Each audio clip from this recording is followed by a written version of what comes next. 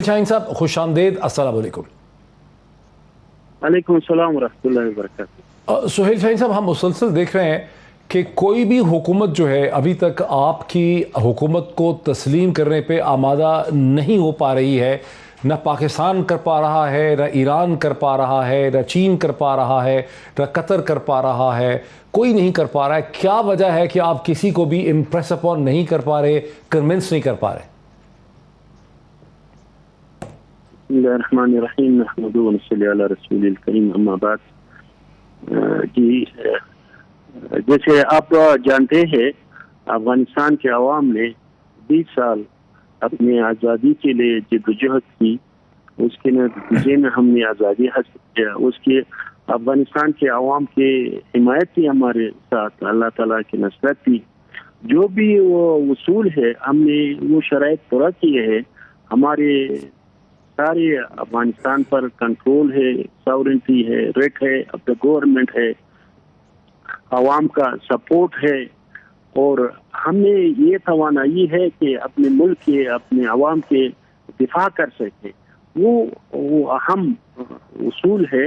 ایک ملک کے ریکگنیشن کے لیے اس کے یونائٹڈ نیشن میں، دوسرے میں وہ شرائط جو ہم نے پورے کیے ہیں۔ میرے خیال میں یہ کچھ پولیٹیکل ریزن ہوں گے، ادروائز تو ہم پالیسی بھی ہے کہ ہم چاہتے ہیں کہ سارے ممالک کے ساتھ پازیٹیو ریلیشن رکھیں، گڈ ریلیشن رکھیں، اور ہم افغانستان میں ریجن میں بھی پیس اور اسٹیبلٹی کے لیے کنٹریبیوٹ کریں۔ تو ہم آپ ان سے پوچھ لیں کہ کیا ریزن ہے کہ وہ انہوں نے اشرف غنی کے گورنمنٹ کو جو افغانستان آکوپائی تھا انہوں اس کو ریکگنائز کیا، اور جب ہم افغانستان کے عوام نے آزادی حاصل کی اس کو ریکگنائز نہیں کرتے۔ صحیح کہہ رہے ہیں آپ، لیکن کیا اگلے چند ہفتوں میں کوئی حکومت آپ کو ڈپلومیٹک ریکگنیشن دیتے ہوئے آپ کو لگ رہا ہے کہ کوئی حکومت آئے گی، آگے بڑھے گی، ریکگنائز کرے گی آپ کی حکومت کو اگلے چند ہفتوں میں؟ ہمارے تو ایکسپیکٹیشن یہ تھا جو بھی وہ فریڈم لونگ کنٹریز ہے، لوگ ہے، وہ ہمیں ریکگنائز کرے۔ اور دوسرا جو ریجن ہے، ہمارے ریجن میں یہ مناسب ہے اور یہ اس کی منفعت میں ہے کہ یہ حکومت کو ریکگنائز کرے اور ہم ایک مرحلے میں داخل ہو جائے جو آپس میں کوآپریشن کا ہے، ٹریڈ کا ہے، اور اس ریجن میں اکانومک پراسپریٹی کا ہے، اس مرحلے میں ہم داخل ہو، اسپیشلی نیبرنگ کنٹریز کے ساتھ۔ تو ہماری شیئر گولز ہے، شیئر منافع ہے، تو اس لیے ہم ایکسپیکٹ کرتے ہیں کہ وہ ریکگنائز کرے۔ تو لیکن وہ ان پر ڈپینڈ کرتے ہیں، اور ہم اپنی پالیسی کو دوسرے ممالک کے امبیشن کے تحت نہ رکھیں۔ آخری میرا سوال ہے کہ آپ کے فارن منسٹر امیر خان متقی کی یہاں پر ٹروئیکا پلس پارٹیسپنٹس کے ساتھ بھی ملاقات ہوئی ہے، جس پہ امریکہ کے نمائندے بھی موجود ہیں، پبلکلی یہ مانا گیا ہے کہ ملاقات ہوئی ہے۔ اس سے کیا سمجھتا ہے کہ آپ کے اور امریکہ کے تعلقات میں آپ کوئی بہتری آتے نظر آئے گی؟ امریکہ نے تو دوحہ اتفاق نامے میں انہوں نے یہ عہد کیا تھا کہ جو فیوچر کی اسلامک گورنمنٹ ہے اس کو ریکگنائز بھی کریں گے، اور اس کے ساتھ افغانستان کے ریکنسٹرکشن میں بھی حصہ لیں گے، اور دوسری ممالک کو بھی انکریج کرتے ہیں۔ یہ پارٹ آف دوحہ ایگریمنٹ ہے، اور ہم نے یہ تعہد کیا تھا کہ ہم افغانستان کی سرزمین کو کسی کے خلاف استعمال نہ ہونے دیں گے۔ ہم تو اپنی کمٹمنٹ کو پورا کر رہی ہے، اور we are abiding by that, لیکن وہ توافقنامے کے خلاف جو وہ ابھی کر رہے ہیں وہ اس کے خلاف ہے۔ تو ہم سمجھتے ہیں کہ اور ایکسپیکٹ بھی کرتے ہیں کہ امریکہ وہ کمٹمنٹ جو انہوں نے توافقنامے میں وہ دی ہے اسے پورا کریں گے، انجام دے۔ بہت شکریہ۔ وہ انجام جی جی شاہین صاحب، افغان طالبان کے پرماننٹ ریپرزنٹیٹو، افغان حکومت کے permanent representative to United Nation اور اسپوکس مین ہمیں سے بات کر رہے تھے. وہ کہہ رہے ہیں کہ امریکہ نے دوحہ ایگریمنٹ میں یہ گارنٹی دی تھی کہ وہ افغان حکومت کو تسلیم کریں گے اور ہم نے ان ریٹرن افغانستان کو دہشت گردی کے خلاف محفوظ کرنا تھا. ہم نے اپنی شرط پوری کی ہے، امریکہ نے ابھی تک اپنی شرط پوری نہیں کی ہے. رستم شاہ محمد صاحب کی طرف آتا. رستم شاہ محمد صاحب، ہندوستان دوبارہ ایک رول ڈھونڈ رہا ہے.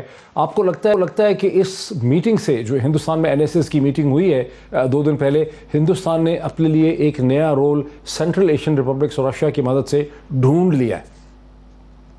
دیکھیے، اگر یہ میٹنگ نہ بھی ہوتی تو ہندوستان کا رول ہونا تھا، اور اس کی وجوہات ہیں. سب سے پہلی بات تو یہ ہے کہ ہندوستان سینٹرل ایشیا سے اپنی جو انرجی ریکوائرمنٹس ہیں، ایک بڑی 3 حصہ سینٹرل ایشیا سے امپورٹ کرتا ہے، اور اس کے لیے راستہ افغانستان ہی کا ہے. دوسری بات یہ ہے کہ انہوں نے کروڑوں روپے لگائے چابہار بندرگاہ پہ، جو کہ ایران میں ہے، اسی غرض سے کہ سینٹرل ایشیا کے ساتھ ان کے روابط ہو جائیں اور ان کو ایک لینڈ روٹ مل جائے. اور تیسری بات یہ ہے کہ انہوں نے $3 بلین سے زیادہ انویسٹمنٹ کی ہے افغانستان میں، انفراسٹرکچر میں اور باقی منصوبوں میں. اس کو وہ ضائع کرنے نہیں دیں گے. چوتھی بات یہ ہے کہ ہندوستان ایک ریجنل ملک ہے، افغانستان کو مدد کی ضرورت ہے. اگر وہ مدد دیتا ہے تو اس پہ اصولاً کسی کو آبجیکشن نہیں ہونا چاہیے.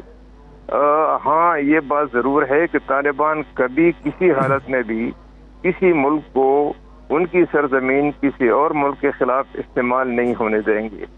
چنانچہ یہ جو میٹنگ ہوئی، اس میں انہوں نے اپنی ریلیونس پروو کرنی تھی، اور ریلیونس ان کی اس لیے بھی ہے کہ وہاں پہ تو آپ دیکھیں کہ ہندوستان جو ہے وہ ان کے جو مفادات ہیں سینٹرل ایشیا کے حوالے سے، افغانستان کی ریکنسٹرکشن کے حوالے سے، ریہیبلیٹیشن کے حوالے سے، اور افغانستان کے ساتھ ان کے جو بہت پرانے روابط ہیں، سویلائزیشن کانٹیکٹس ہیں بہت سے عرصے سے، تو ان کو وہ پروموٹ بھی کرنا چاہتا ہے اور دوبارہ ایمفسائز بھی کرنا چاہتا ہے. تو میں سمجھتا ہوں کہ اس پہ اگر آپ طالبان سے بھی بات کریں تو وہ یہی آپ کو کہیں گے کہ ہم ہندوستان کے روس کے ساتھ اگر ہم تعلقات قائم کر سکتے ہیں، روس کو ہم امبریس کر سکتے ہیں، جنہوں نے افغانستان کے ساتھ کیا سن 80 کی دہائی میں، تو اگر روس کو وہ اپنے قریب کر سکتے ہیں تو ہندوستان نے تو کوئی ایسی حرکت نہیں کی.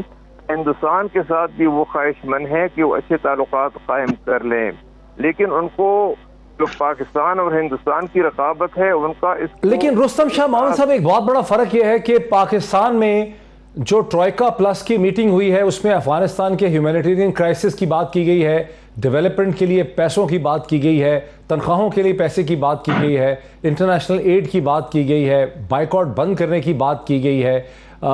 لیکن ہندوستان میں جو کانفرنس ہوئی ہے NSS کی، وہاں افغانستان کو خطے کے لیے ایک انسٹیبلٹی اور دہشت گردی کا مرکز کے طور پہ دکھایا گیا اور کہا گیا کہ ہمارے کنسرنز ہیں کہ افغانستان سے دہشت گردی سپریڈ کر سکتی ہے.